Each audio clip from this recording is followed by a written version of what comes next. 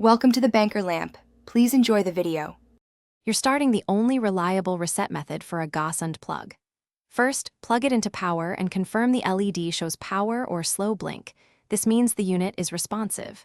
Next, find the small button, often integrated with the LED.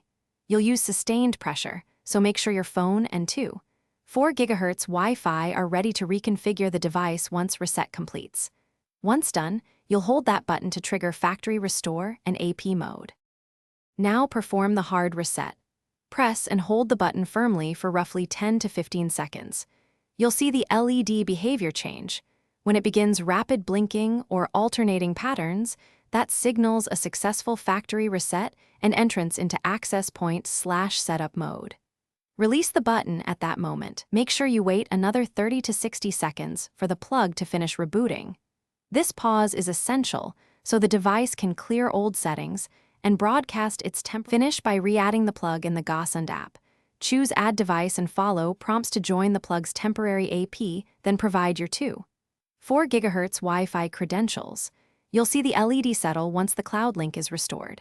If the app can't find the plug, repeat the 10 to 15 second hold to force another factory reset, since missed timing is the usual cause. If problems persist, check Wi-Fi band, AP isolation, and MAC filtering on your router before retrying.